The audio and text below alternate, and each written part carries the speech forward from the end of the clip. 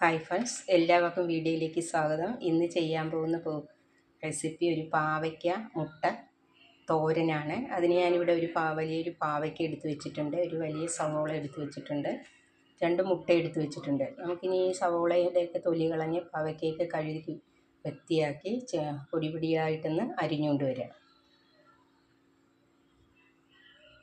ആ പാവയ്ക്കയൊക്കെ നല്ല പൊടി പൊടിയായിട്ട് ഇവിടെ അരിഞ്ഞു വെച്ചിട്ടുണ്ട്. തീരെ നൈസായിട്ടാണ് അരിഞ്ഞു വെച്ചിരിക്കുന്നത്. ഈ ഒരു പരുവത്തിൽ അരിഞ്ഞു വെച്ചിട്ടുണ്ട്.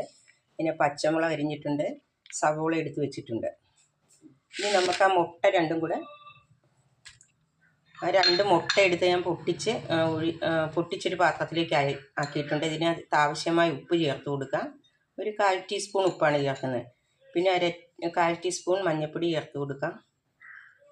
അതുപോലെ തന്നെ ഒരു 1/4 ടീസ്പൂൺ കുരുമുളക് പൊടിയും കൂടെ ചേർക്കാം. ഇതെല്ലാം കൂടെ ചേർത്ത് നമുക്ക് നന്നായിട്ട് ഇതൊന്ന് അടിച്ചു വെക്കാം.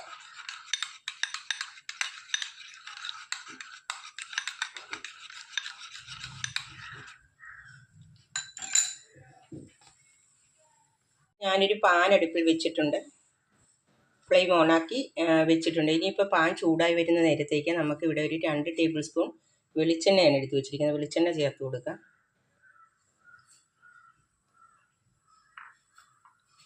വെളിച്ചെണ്ണ ഒന്ന് നന്നായിട്ട് ചൂടായി വരട്ടെ. ഇപ്പോൾ വെളിച്ചെണ്ണ നന്നായി ചൂടായി വന്നിട്ടുണ്ട്. ആ സമയത്തേക്ക് നമുക്കൊരു 1/2 ടീസ്പൂൺ കടുക് ചേർത്ത് കൊടുക്കാം.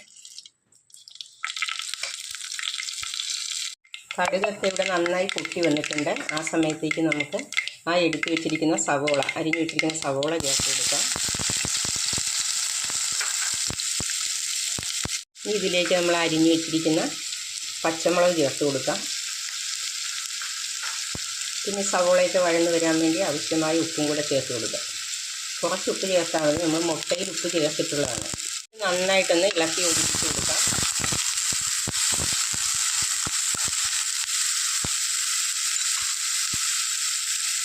സവോളയൊക്കെ വഴന്ന് വരുന്നതിന് വേണ്ടി നമുക്കൊന്ന് മൂടി വെച്ച് കൊടുക്കാം. മീഡിയം ഫ്ലെയിമിൽ ഇട്ട് കൊടുത്താൽ മതിയാവും. ഒരു മിനിറ്റ് ഒന്ന് മൂടി വെച്ച് കൊടുക്കാം. ഇപ്പോൾ സവോളയൊക്കെ നന്നായിട്ട് വഴന്ന് വരാൻ തുടങ്ങിയിട്ടുണ്ട്. ആ സമയത്ത് നമുക്ക് ഇതിലേക്ക് ഒരു 1/4 ടീസ്പൂൺ മഞ്ഞൾപ്പൊടിയും കൂടെ ചേർത്ത് കൊടുക്കാം. ഒരു 1/2 ടീസ്പൂൺ മുളക് പൊടിയും കൂടെ ചേർത്ത് കൊടുക്കാം. നന്നായിട്ടൊന്ന് ഇളക്കി യോജിപ്പിക്കുക. ഇതിൻ്റെ ഈ പച്ചമുളകൊക്കെ പോകണം നമ്മളൊന്ന് ഇളക്കി യോജിപ്പിച്ച് കൊടുക്കുക.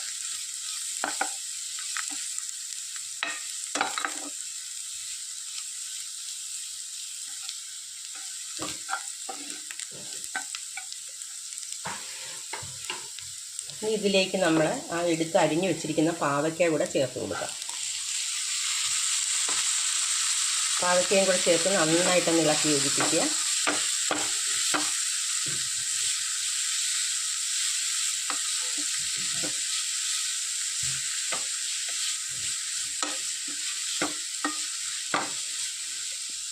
അതിനുശേഷം ഇതൊരു 5 മിനിറ്റ് വരെ ഒന്ന് മൂടി വയ്ക്കുക. ഫ്ലെയിം തീരെ സിമ്മിലിട്ട് 5 മിനിറ്റ് ഒന്ന് മൂടി വയ്ക്കുക. 5 മിനിറ്റ് മൂടി വെച്ചാൽ ഇടയ്ക്കൊന്ന് ഇളക്കി കൊടുക്കണം.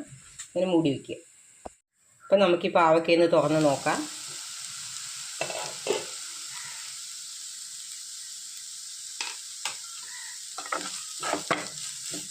പാവയ്ക്കയൊക്കെ നന്നായിട്ട് വെന്ത് വന്നിട്ടുണ്ട്. ഇതിലേക്ക് നമുക്ക് പാവയ്ക്കയൊക്കെ നന്നായി വെന്ത് വന്നിട്ടുണ്ട്. ആ സമയത്തേക്ക് അരമുറി തേങ്ങ ചിരകി എടുത്ത് വെച്ചിട്ടുണ്ടായിരുന്നു, അതും കൂടെ ചേർക്കാം.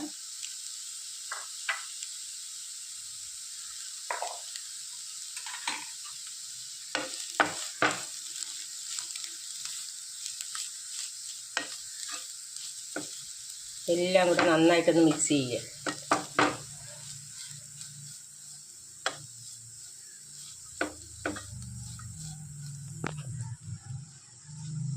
നമുക്ക് ഈ പാവയ്ക്കയുടെ സൈഡിലേക്ക് മാറ്റി വെച്ചിട്ട് ആ എടുത്തു വെച്ചിരുന്ന മുട്ട, മഞ്ഞൾപ്പൊടിയും കുരുമുളക് പൊടിയും ഉപ്പും കൂടെ മിക്സ് ചെയ്ത് വെച്ചിരിക്കുന്നത് ഇതിൻ്റെ നടുക്കേക്ക് ഒഴിച്ചു കൊടുക്കാം. ഈ സമയത്തേക്ക് ഫ്ലെയിം ഒന്ന് നന്നായിട്ട് കൂട്ടിയിടുക.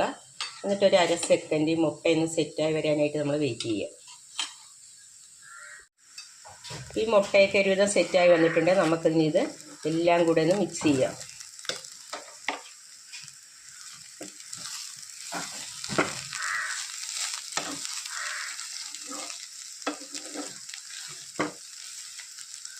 ഈ പാവയ്ക്കകത്ത് തേങ്ങയും കൂടെയൊക്കെ ചേർക്കുമ്പോൾ നല്ലൊരു ടേസ്റ്റാണ്. അതുപോലെ തന്നെ തേങ്ങ ചേർത്ത് കഴിഞ്ഞാൽ പാവയ്ക്കയുടെ കയ്പ്പിനും കുറച്ച് കുറവ് കിട്ടും.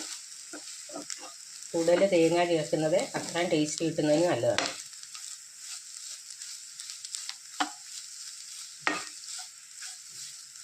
ഇതെല്ലാം കൂടെ നന്നായിട്ട് ഇളക്കി യോജിപ്പിച്ചിട്ടുണ്ട്. ഇനി 1 മിനിറ്റ് എടുത്തിട്ട് ഫ്ലെയിം തീരെ സിമ്മിലിട്ട് നമുക്കൊന്ന് മൂടി വയ്ക്കാം. ഇതെല്ലാം ഒന്ന് മിക്സായി വരട്ടെ. അപ്പോൾ നമുക്കിന്ന് തുറന്ന് നോക്കാം. ഇപ്പോൾ മുട്ടയും പാവയ്ക്കായും തേങ്ങയും എല്ലാം കൂടെ നന്നായിട്ട് മിക്സായി വന്നിട്ടുണ്ട്. നമുക്കൊന്ന് നന്നായിട്ട് ഇളക്കി കൊടുക്കാം. സമയത്തേക്ക് ഉപ്പൊക്കെ മതിയോ നോക്കണം. നന്നായിട്ട് ഡ്രൈ ആയി വരത്തക്ക ഇതുവരെ നമ്മൾ ഇളക്കി കൊടുക്കണം. ഇതിപ്പോൾ നന്നായിട്ട് ഡ്രൈ ആയി വരുന്നുണ്ട്. മീഡിയം ഫ്ലെയിമിലിട്ട് വേണം ഇളക്കി കൊടുക്കാൻ.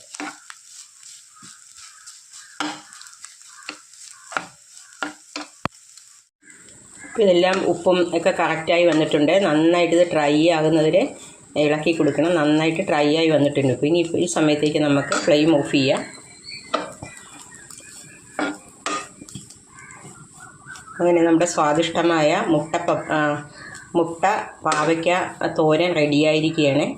എല്ലാവരും ഒന്ന് ട്രൈ ചെയ്ത് നോക്കണം. വീഡിയോ ഇഷ്ടപ്പെട്ടെങ്കിൽ സബ്സ്ക്രൈബ് ചെയ്യണം, കമൻറ്റ് ചെയ്യണം, ലൈക്ക് ചെയ്യണം. ഇനി അടുത്ത നല്ലൊരു റെസിപ്പിയായിട്ട് വരുന്നവരെ താങ്ക്സ്.